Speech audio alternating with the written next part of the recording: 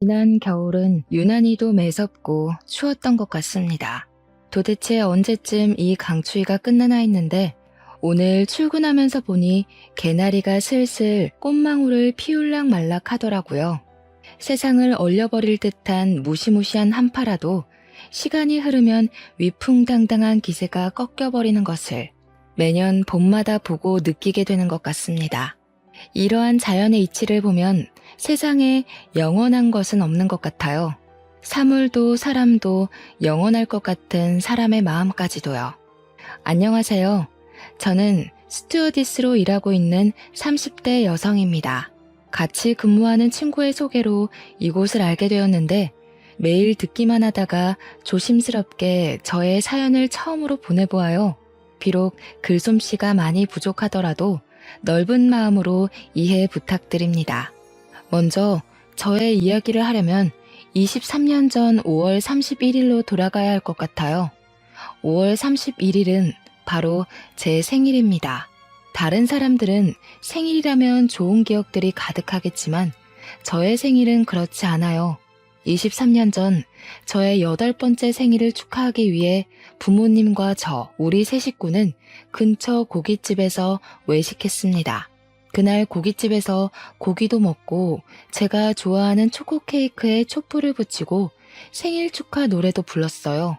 옆 테이블에 계시던 다른 손님들도 저의 생일을 축하해 주셨고 저는 아주 많이 행복해하며 배불리 식사를 마치고 고깃집에서 나왔는데 그 뒤로는 저의 기억이 없습니다.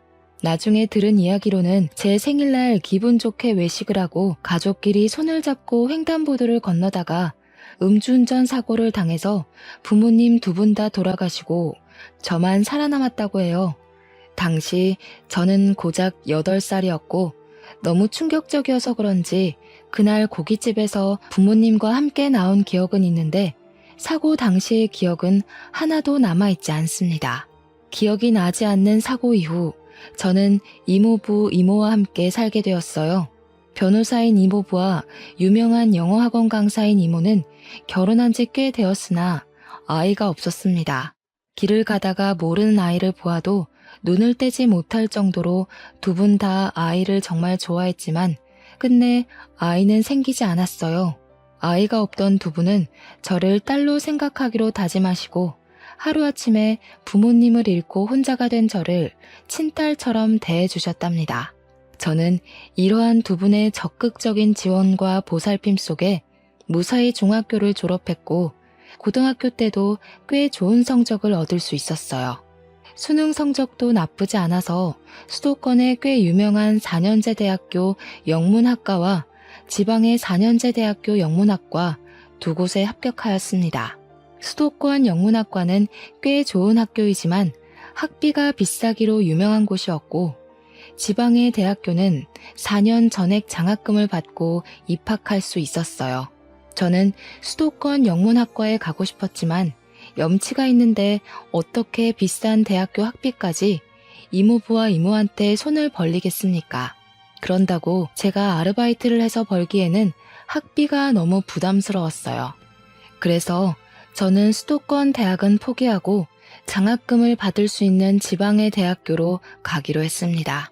그랬더니 두 분은 당연히 수도권으로 갈 수 있으면 수도권으로 가야 하는 것 아니냐며 혹시 학비 때문에 그러는 것이라면 걱정하지 말고 수도권 대학교에 다니라고 하셨어요. 저는 너무 죄송해서 그럼 학자금 대출이라도 받겠다고 했더니 이모부는 말도 안 되는 소리 하지 말라며 혹시 나중에 힘들면 이야기할 테니 그때 대출을 받던가 하고 지금은 아무 생각하지 말고 공부에만 집중하라고 하셨습니다. 그리고 이모는 대학생이면 예쁜 옷도 입고 다녀야 한다며 저에게 옷과 가방, 구두까지 다 사주셨어요. 결국 두 분의 강권으로 학비가 비싼 대학교에 입학하게 되었고 이후 생활비를 벌기 위해 과외 같은 아르바이트라도 하려고 했습니다. 하지만 이모는 대학 시절에 돈 걱정 때문에 제대로 즐기지 못한 것이 가장 후회된다며 일생에 한 번뿐인 20대 대학 시절을 마음 편히 즐기라고 하셨어요. 저는 이렇게 이모부와 이모의 사랑을 듬뿍 받으며 대학교까지 편하게 졸업할 수 있었고, 그 후 어릴 때부터 막연히 꿈꿨던 스튜어디스가 되었습니다. 스튜어디스로 일하면서 처음으로 월급을 받은 날, 저는 이모부와 이모께 제 월급의 절반을 드렸어요. 두 분은 힘들게 일해서 번 돈을 어떻게 받냐며 못 받는다고 하시며 끝까지 받지 않겠다고 하셨지만 저는 기어이 이모의 계좌로 이체를 했습니다. 이모가 저에게 왜 힘들게 일한 돈을 보내냐고 하시길래 어린 나이에 부모님을 잃고 보육원에 보내시게 될 뻔한 저를 구해주시지 않았냐고 하며 당연히 받으셔야 한다고 했어요. 제 말에 이모는 눈물을 글썽이며 어쩔 수 없이 돈을 받으셨습니다. 그리고 이제 저도 돈을 버니 매달 생활비도 보내드린다고 했습니다. 이모는 무슨 생활비를 주냐며 또 거절하셨어요. 저 역시 지지 않고 부모님과 함께 사는 직장인들도 부모님께 생활비를 드린다고 하며 매달 꼭 보낼 테니 반드시 받으시라고 했습니다. 그 후로 저는 이모부, 이모와 함께 살며 스튜어디스 생활을 시작했어요. 제가 장거리 비행 근무가 잡히면 이모는 항상 제 짐을 직접 챙겨주시며 알뜰살뜰히 저를 친엄마처럼 돌봐주셨고, 좋아하는 일을 오래 하려면 건강해야 한다며 한약을 지어주시기도 했습니다. 솔직히 한약은 너무 써서 먹기 힘들었지만 그래도 그때 먹은 한약 때문인지 아직도 체력 하나는 끝내준답니다. 이렇게 저는 학교 졸업하고 나서도 엄마 같은 이모와 함께 살며 아주 편하게 직장 생활을 할 수 있었어요. 시간이 흘러 평생 20대일 것 같던 제가 어느덧 30살이 되었습니다. 이모부와 이모는 이제 30대니 얼른 좋은 남자 만나서 결혼하라고 하셨어요. 사람은 일도 해야 하지만 결혼해서 자신의 가정을 꾸리는 것도 아주 중요하다면서요. 하지만 당시 저는 일하는 것이 너무 재밌어서 결혼에 대한 생각이 전혀 없었습니다. 그런데 이모부와 이모는 더 늦으면 결혼을 하고 싶어도 못한다며 선자리를 알아본다고 성화하셨어요. 하지만 저는 자만추, 자연스러운 만남을 추구하는 사람으로 선이나 소개팅으로 사람을 만나는 것을 선호하지 않았습니다. 그래서 저는 이모에게 저는 제가 알아서 찾아볼 테니 걱정하시지 마시라고 했지만 이모는 매일 저만 보면 남자 사진을 보여주시며 이 사람 만나보라고 난리였어요. 그렇게 이모의 시름이 깊어져만 가던 어느 날이었습니다. 그때는 태국으로 비행을 갔다가 같이 근무하는 동료들과 함께 태국 방콕의 호텔에 머무르며 관광을 하고 있었어요. 그날은 가장 친한 스튜어디스 친구인 민정이와 함께 방콕의 야시장에 가게 되었습니다. 방콕의 야시장은 화려하고 먹거리도 많고 볼거리도 정말 많았어요. 저와 민정이는 정신없이 야시장의 구석구석을 돌아다니며 구경을 하고 있었는데 웬 한국 남자가 우리를 계속 보고 있었습니다. 처음에는 같은 한국인이라서 반가워서 그런가 보다 했는데 이 남자분이 우리 쪽으로 오더니 민정이에게 아주 반갑게 인사를 하는 게 아니겠어요? 알고 보니 이분은 민정이의 대학교 동창으로 이름은 이정수고 직업은 치과 의사라고 합니다. 그동안은 페이닥터로 근무하다가 관두고 이번에 태국 여행을 마친 후 자신의 병원을 개원한다고 했어요. 민정이가 개원하는 치과 위치를 물으니 알려주었는데 그곳은 이모 집에서 걸어서 5분 정도 거리에 있었습니다. 게다가 정수 씨는 이번에 치과를 개원하며 제가 사는 집 근처에서 자취를 시작했더라고요. 민정이는 태국에서 동네 주민을 만났다며 이참에 둘이서 친해지라고 했고 저와 정수 씨는 민정이의 성화에 연락처를 주고받게 되었습니다. 그렇게 태국에서 처음 만난 우리는 한국에 와서도 종종 연락했어요. 제가 비행이 없는 날이면 치과 근처에서 함께 밥도 먹고 술도 먹으며 시간을 보냈습니다. 그렇게 몇 번 만나다 보니 자연스럽게 정수 씨에 대한 호감이 생겼어요. 사실 저는 의사에 대한 이미지가 그다지 좋지 않습니다. 물론 좋으신 의사 선생님도 있겠지만 제가 그동안 본 의사 선생님 대부분은 궁금한 점이 있어서 이것저것 물어보면 항상 귀찮고 무시하는 투로 대답을 하셨거든요. 그래서 정수 씨도 직업이 치과 의사라길래 크게 다르지 않으리라고 생각했는데 만나면 만날수록 사람이 참 겸손하고 언행이나 행실이 참 바르더라고요. 정수 씨 역시 제가 싫지는 않았는지 우리는 더 자주 만나고 자주 연락하게 되었고 그러다가 자연스럽게 연인이 되었습니다. 그렇게 1년의 시간이 지났어요. 봄, 여름, 가을, 겨울 그리고 다시 봄이 될 동안 만난 정수 씨는 한결같이 친절하고 자상했고 항상 저를 웃게 만들어 주었습니다. 정수 씨는 그동안 일만 하고 사느라 결혼 생각이 하나도 없던 저에게도 결혼하고 싶은 마음이 들게 하는 참 멋진 사람이었어요. 정수 씨도 저의 생각과 크게 다르지는 않았는지 우리는 종종 결혼하자는 이야기를 했고 저는 본격적인 결혼 준비를 하기 전 저의 집안 사정을 다 솔직히 말해야겠다고 생각했습니다. 평소처럼 제가 비행이 없던 날 동네 밥집에서 함께 밥을 먹고 간단히 맥주를 마시기 위해 호프집을 갔어요. 그곳에서 저의 어린 시절 부모님을 잃은 일부터 지금은 이모부, 이모와 함께 사는 것까지 다 이야기를 했습니다. 막상 저의 이야기를 하니 속이 후련하기도 하면서 어떻게 저를 생각할까 긴장도 되고 떨리더라고요. 정수 씨는 저의 이야기를 다 듣고 제 손을 꼭 잡더니 그동안 참 힘들었겠다고 하며 결혼하면 이모부, 이모는 자신의 부모님처럼 잘 모시겠다고 했습니다. 그러면서 정수 씨도 본인의 집안 이야기를 꺼냈어요. 정수 씨는 부모님이 다 계시기는 하지만 아버지가 20년 정도 전 5월에 큰 사고가 있으셔서 5월만 되면 우울증에 심하게 걸리신다고 합니다. 제가 혹시 무슨 사고냐고 물어보니 정수 씨가 하도 어릴 때라 잘 기억은 나지 않고 다만 사고 이후에 한동안 집에 안 계셨다고 해요.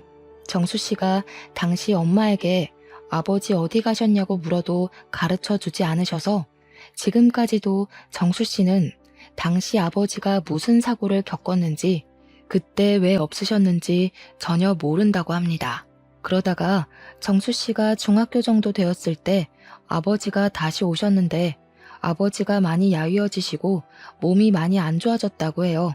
그 뒤로 아버지는 친형, 즉 정수 씨의 큰아버지가 운영하는 회사에서 함께 일하고 있는데 건강상의 문제로 한 달에 절반만 출근하셔서 돈을 많이 벌지는 못한다고 합니다.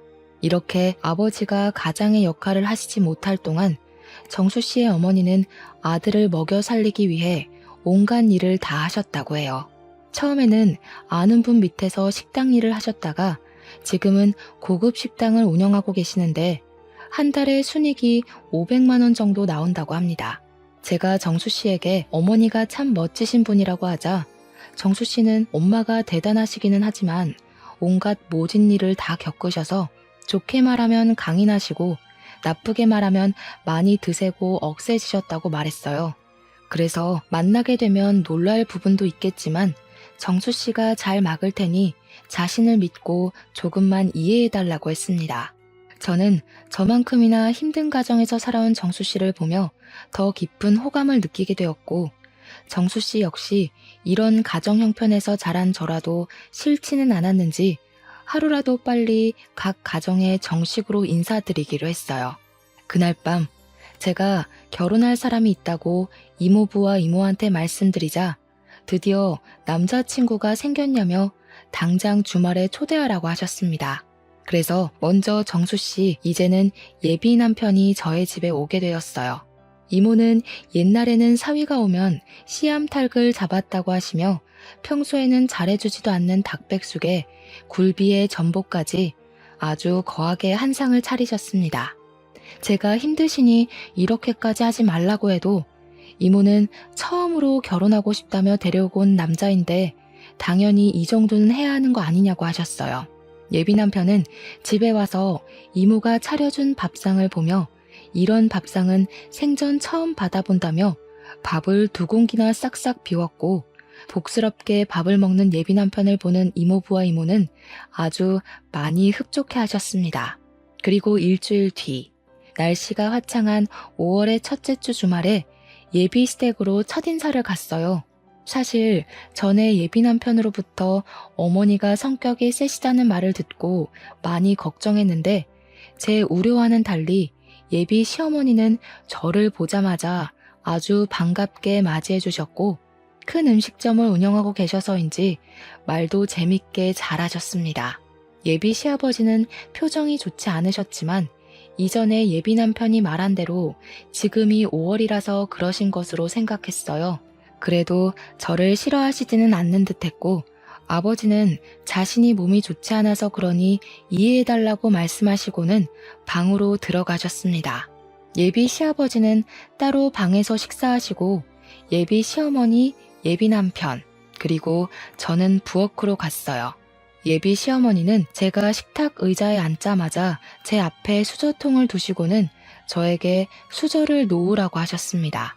수저 놓는 것이 어려운 일은 아니지만 그래도 이 집에 오늘 처음 온 손님이고 아직은 며느리도 아닌데 수저를 대뜸 놓으라고 시키시니 조금 기분이 그렇더라고요. 제가 표정이 그다지 좋지 않자 예비 남편은 잽싸게 수저통을 가져와 자신이 수저를 놓았습니다. 그 뒤로 식사를 시작했는데 아주 분위기가 좋지는 않았지만 그래도 나쁘지 않게 식사를 했어요.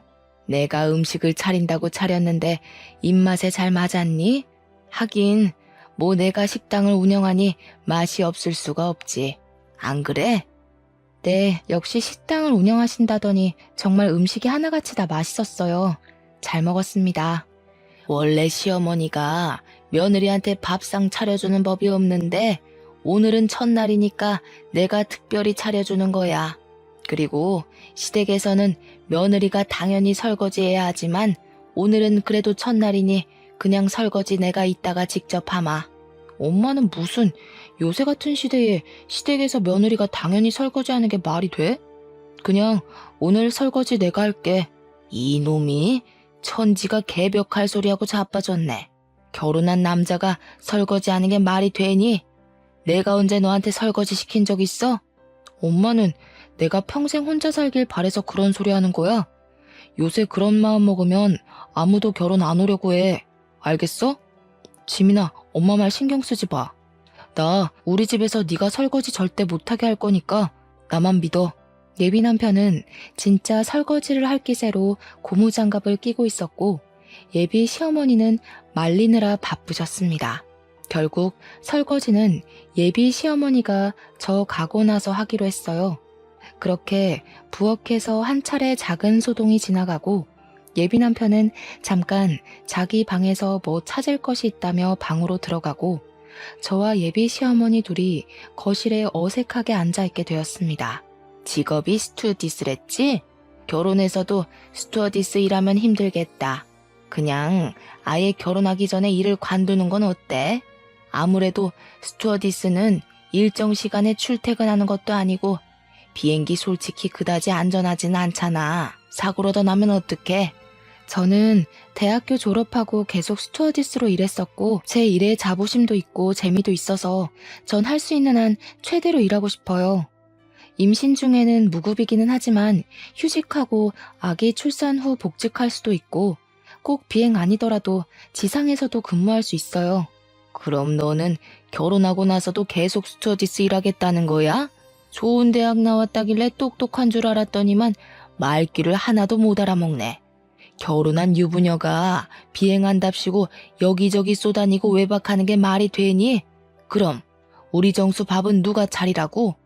게다가 스튜어디스 하면 짧은 치마 입고 다리 내놓고 몸매 훤히 드러나는 옷 입고 다니잖아. 그게 무슨 천박한 짓이니? 나는 내 며느리가 그런 옷 입고 다니는 거 절대 못 본다. 그러니 결혼하면 아예 결혼하기 전에 스튜어디스 때려치워. 저는 그동안 제가 스튜어디스가 된 것에 대해 한 번도 후회한 적이 없었고 자랑스럽게 생각했습니다. 그런데 예비 시어머니는 제가 하는 일을 안 좋게 이야기하시니 기분이 나빴고 저는 표정이 굳어서 결혼해도 절대 일 관두지 않을 것이라고 말씀드렸어요. 그래? 그럼 계속 맞벌이를 하겠다는 거지? 그럼 너희 둘이 같이 돈을 버니까 나한테 용돈 100만 원씩 보내라. 너도 스튜어디스 하면서 적지 않은 돈을 벌 것이니까 네가 받는 돈에서 100만 원만 나한테 보내. 죄송하지만 제가 일한다는 이유로 어머니한테 다달이 100만 원을 보내야 할 이유 전혀 없다고 생각합니다. 생신 같은 특별한 날이라면 모를까. 매달 드리는 것은 아닌 것 같아요. 그럼 내가 다 양보할 테니 들어와서 살아. 너는 비행 간다고 짐 많이 비울 것 아니냐? 너 없는 동안 우리 아들이 혼자 밥 차려 먹고 설거지도 하고 할 생각하니까 속상해서 눈물이 날 것 같아. 아주 애 같아서 미치겠다고. 예비 시어머니는 결혼 후 아들이 혼자 밥 먹을 생각하면 너무 속상하다며 눈물을 뚝뚝 흘리셨고 저는 이 상황이 너무 황당했습니다. 그러던 중 예비 남편이 자신의 어릴 적 앨범을 들고 방에서 나왔어요. 예비 남편은 저에게 자신의 어릴 적 사진을 보여주려다가 울고 있는 어머니를 보더니 무슨 일이냐고 물었습니다. 아니 글쎄 얘가 결혼하고도 일을 계속 다닌다잖니.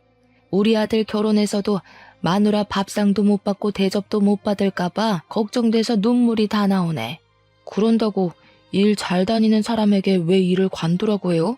요새는 예전과 달라서 맞벌이 해야만 하는 시대라고요. 그리고 내가 무슨 어린애도 아니고 혼자서 밥 잘 차려 먹을 수 있는데 걱정은 무슨? 그래도 남자가 결혼했으면 당연히 마누라가 차려준 밥상 받아야지. 결혼한 남자가 직접 밥상 차려서 먹는 것이 말이 되니? 원래 마누라의 본분은 남편의 밥을 정성껏 차리며 내조해야 하는 거야. 지민이가 마누라의 본분을 지키려면 회사를 관둬야 하지 않겠어? 말씀 중에 죄송한데요. 저는 제가 정수 씨의 보호자가 되는 것도 아니고 제가 왜 정수 씨의 밥상을 차려줘야 하는지 도무지 모르겠네요. 물론 제가 일을 하고 있지 않으면 회사에서 일하는 남편을 위해 정성껏 밥상을 차려줄 수도 있죠. 또 일한다고 해도 제가 먼저 퇴근하거나 집에 있으면 당연히 밥상을 차릴 것이지만 제가 정수 씨의 밥을 차리라는 이유로 잘 다니고 있는 직장을 관두라는 것은 도무지 이해가 가지 않네요. 일도 못 관두고 합가도 못 하겠다 이거지? 그러면 결혼하지 마. 너희 둘 결혼 절대 허락 못 해.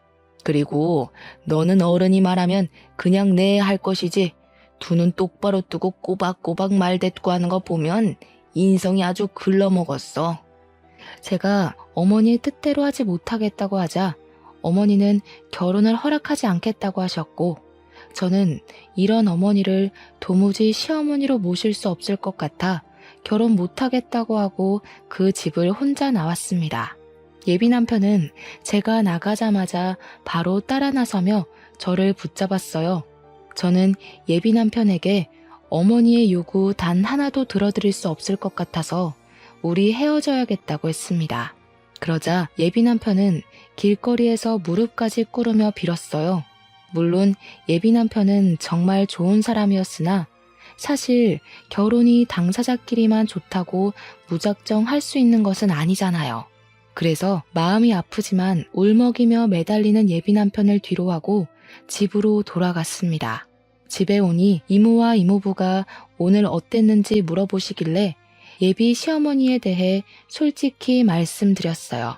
이모는 아무리 예비 남편이 좋은 사람이라도 시어머니 자리가 그 모양이면 결국 이혼할 수밖에 없다며 힘들겠지만 잘했다고 하셨습니다. 이렇게 저는 예비 남편과 끝이 날 줄 알았어요. 그런데 다음 날부터 예비 남편은 퇴근 후 매일 우리 집에 찾아와 저와 이모, 이모부까지 설득하기 시작했습니다. 죄송하다고 빌기도 하고 원하면 어머니와 연을 끊겠다고까지 했어요. 어머니와 연까지 끊겠다는 예비 남편을 보니 마음이 아프기도 하고 미안하기도 했습니다. 다시 만나볼까도 생각했지만 어머니와 연 끊고 저와 함께 사는 예비 남편을 보면 저 역시 마음이 편치 않을 것 같아 마음을 굳게 먹고 예비 남편에게 연락이 와도 일부러 매몰차게 대했어요. 그렇게 일주일이 지났습니다. 그날은 주말이지만 스케줄이 없어서 모처럼 이모부, 이모와 함께 푹 쉬는 날이었어요. 집에서 쉬고 있는데 모르는 번호로 전화가 와서 받아보니 예비 시어머니가 기니 할 말이 있으니 만나자고 했습니다. 솔직히 만나기 싫었지만 하도 통사정을 하셔서 어쩔 수 없이 근처 카페에서 만나기로 했어요. 예비 시어머니는 저를 보자마자 그때는 정말 미안했고 스튜어디스가 그렇게 멋진 일을 하는지 몰랐다고 했습니다. 그러면서 우리 아들 정수가 지민이 너만을 원하니 결혼시키겠다고 하셨어요. 일도 계속 다니고 합가하자는 말도 하지 않을 테니 그저 둘이 잘 살라고 하셨고 어머니의 사과에 마음이 풀린 저는 예비 남편과 결혼하기로 다시 생각했습니다. 제가 예비 시어머니한테 사과를 받았다고 하니 이모와 이모부 역시 결혼을 반대하지 않으셨고 우리는 바로 상견례 날짜를 잡았어요. 상견례 날 예비 시어머니는 구석에 앉아 아무 말도 하지 않았고 예비 시아버지만 이야기하셨습니다. 사실 이전에 사건들이 있어서 걱정을 많이 했지만 생각보다 분위기는 좋았어요. 이모부는 평소에는 말이 많지 않지만 그날은 저에 대한 칭찬을 엄청 하셨고 저는 너무 쑥스러웠습니다. 그런데 자꾸 이모가 예비 시아버지가 어디선가 많이 뵌 것 같다고 했어요. 예비 시아버지도 이모를 보며 어디선가 뵌 것 같은데 어딘지 모르겠다고 했습니다. 이모부는 아무래도 사돈이 될 운명이라서 서로 알아보는 것 같다며 웃어 보이셨어요. 그렇게 좋은 이야기가 오가다가 우리의 신혼집과 예단에 관한 이야기가 나왔습니다. 우리의 신혼집은 예비 시어머니의 명의로 된 오피스텔로 하기로 했어요. 그곳은 예비 남편의 직장과 공항 사이에 있었는데 집이 넓지는 않지만 어차피 둘이 사니 크게 문제는 없을 것 같아 좋다고 했습니다. 우리 며느리 성격이 아주 시원시원해서 좋네. 그럼 저희 쪽에서 집을 마련했으니 예단비를 좀 받았으면 해요. 얼마 전에 내 친구가 아들 결혼시키며 며느리한테 예단비 2억에 골프 회원권에 명품 가방까지 받았다더라고요. 저는 염치가 있어서 다른 것들은 바라지 않고 그저 예단비 2억만 보내주세요. 그래도 제 아들 자식이 치과 의사인데 이 정도는 받아야 하지 않겠어요? 예비 시어머니의 말에 예비 시아버지와 예비 남편이 당황한 표정을 지었어요. 예비 시어머니는 우리 가족의 표정은 깡그리 무시한 채 원래는 더 많은 것을 준비해야 하지만 선심 써서 2억만 요구한다는 식으로 말을 했습니다. 2억이요? 2억이 적은 돈도 아닌데 너무 쉽게 예단비로 말씀하시니 조금 당황스럽네요. 2억은 너무 과해요. 아들한테 들었는데 친엄마가 아니라 이모님, 이모부님이시라면서요? 친딸이 아니라 그런가? 만약에 친딸이었으면 2억이 아니라 10억이라도 예단비 마련해 주시지 않겠어요? 뭐요? 우리 지민이 제 배 아파서 낳은 자식은 아니지만 맹세코 제 자식이 아니라고 생각해 본 적 단 한순간도 없습니다. 그리고 제가 신혼집 알아보면서 신혼집으로 주신다는 그 오피스텔 시세도 알아봤었는데 8천만 원 정도 하는 것으로 알고 있어요. 거기에 맞춰서 예단을 준비할 테니 그리 아세요. 지민이는 일 관두고 집에 들어와서 살라니까 그것도 싫다 그러더니 예단비 2억도 싫다는 것이에요? 이 집은 이모나 지민이나 고집불통인 집구석이네요. 이렇게 고집불통이니 팔자가 사납지 사나워. 뭐라고요? 지금 그 말 무슨 뜻으로 하시는 거예요? 무슨 뜻이라뇨? 글자 그대로 팔자 사나운 집안이라고요. 이렇게 팔자가 사나우니 한날 한시에 제 어미랑 아비가 다 돼진 것이죠. 이런 팔자 사나운 집에 우리 아들 장가 못 보내겠네요. 사랑하는 우리 아들도 팔자 사나운 년 만나서 죽어버리면 어쩐답니까? 예비 시어머니의 기가 막힌 말에 이모부와 이모는 말 그대로 눈이 뒤집혔습니다. 특히 이모가 화가 많이 나셔서 큰 소리로 대판 싸우고 난리가 났고 상견례 자리는 순식간에 싸움터로 변했어요. 예비 남편은 이모부와 이모 그리고 저에게 무릎까지 꿇고 엄마 때문에 죄송하다고 말하며 빌었습니다. 예비 시어머니는 그토록 사랑하는 아들이 자신 때문에 무릎 꿇고 싹싹 비는데도 내가 왜 이딴 집구석에 비느냐고 하며 일어나라고 난리고, 예비 시아버지는 머리를 감싸며 한숨만 쉬시고 있었어요. 이렇게 저의 상견례는 아수라장이 되었습니다. 그 뒤로 예비 남편은 치과에서 퇴근하면 우리 집으로 찾아와서 사과했지만 이모부와 이모는 설득해서 돌려보냈어요. 이렇게 저와 예비 남편은 끝이 났습니다. 그리고 5월 31일이 되었어요. 이날은 앞서 말했듯이 제 생일이자 제 부모님이 돌아가신 날이에요. 이모부, 이모, 그리고 저는 5월 31일만 되면 부모님을 모신 납골당으로 갔습니다. 그날도 어김없이 납골당으로 갔는데 웬 중년의 남성이 부모님의 영정사진 앞에서 죄송하다고 말하며 허리를 90도로 숙여 인사를 하고 있었어요. 그러다가 우리가 오는 소리가 나자 후다닥 도망갔습니다. 그런데 왠지 그 중년의 남성분이 어디서 많이 뵌 것 같기도 하고 왜 우리 부모님께 죄송하다고 말하는지 궁금해서 재빨리 쫓아갔어요. 황급히 도망치는 남성분을 붙잡고 얼굴을 보니 바로 저의 전 예비 시아버지였습니다. 저는 깜짝 놀라 여기에는 왜 오셨냐고 하니 아는 사람의 기일이라 여기 왔다고 하셨어요. 그러면서 저한테는 여기 왜 왔느냐길래 우리 부모님의 기일이라 왔다고 했더니 갑자기 주저앉으셨습니다. 그 순간 왜인지는 모르겠지만 부모님이 사고 났을 때가 영화의 한 장면처럼 떠올랐어요. 지금부터 23년 전 5월 31일, 저는 어두운 저녁에 부모님과 함께 고기를 먹고 아이스크림 케이크를 사서 집으로 가고 있었어요. 장소는 제가 다니는 초등학교 앞이었고 이미 다들 하교한 시각이라 사람이 거의 없었습니다. 집에서 아이스크림 케이크 먹을 생각에 신나서 집에 가는데 비틀거리며 한 자동차가 달려왔어요. 그 자동차는 바로 우리 쪽으로 돌진했고 부모님은 어린 저를 살리시려 저를 밀어내시고 두 분은 자동차에 치이셨습니다. 부모님은 길에 쓰러져 계셨고 고작 8살밖에 안 된 저는 너무 놀라서 울지도 못하고 그 자리에 그대로 굳어버렸습니다. 그리고 자동차를 운전하던 사람은 놀란 얼굴로 차 문을 열고 나와 바닥에 그대로 주저앉았습니다. 잠시 후 누군가의 신고로 경찰들이 오고 자동차를 운전하던 사람은 경찰서로 끌려갔는데 그 사람이 바로 저의 전 예비 시아버지였어요. 이모부와 이모도 그제야 기억났는지 전 예비 시아버지한테 따지기 시작했습니다. 어디서 얼굴을 봤다 했는데 이제야 얼굴이 기억나네. 너 때문에 우리 지민이는 어린 시절 화목했던 가정을 잃었어. 인제 와서 영정사진 앞에 서서 사과하면 뭐해? 그런다고 당신 때문에 죽은 우리 동생 부부가 살아서 돌아와? 나쁜 놈. 죄송합니다. 제가 잘못했습니다. 죄송한 마음에 징역을 살고 출소한 후에도 매년 이곳을 찾았어요. 저 그날 이후로 자동차도 운전하지 않고 술도 한 잔도 마시지 못하며 살고 있습니다. 당연히 용서 안 되시겠지만 죄송합니다. 미안하다 지민아. 정말 미안해. 지금 감옥 다녀왔다고 죗값을 다 받았다고 용서가 된다고 생각해? 법은 용서했을지 몰라도 우리는 용서 못해. 여기가 어디라고 뻔뻔하게 와.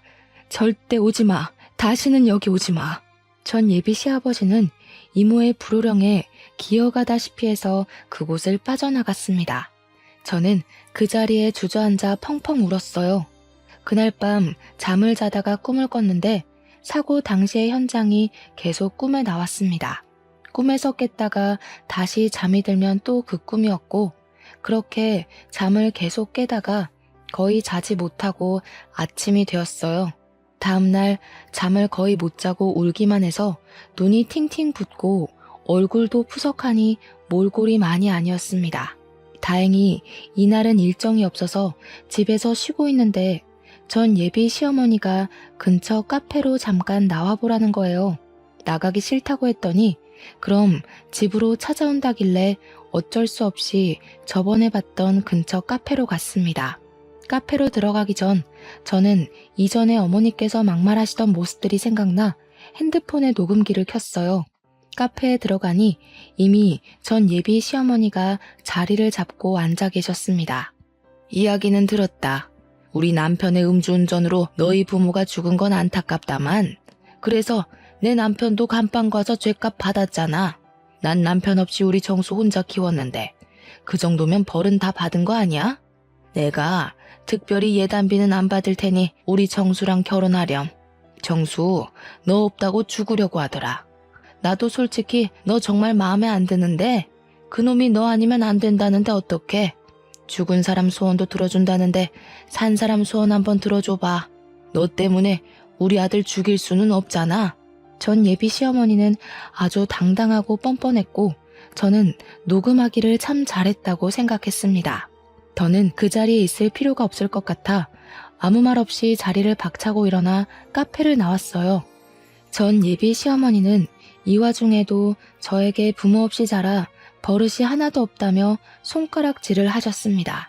저는 너무 화가 나서 카페에서 나와 제가 들은 어머니의 파렴치한 언행들이 녹음된 파일을 전 예비 남편에게 보냈어요.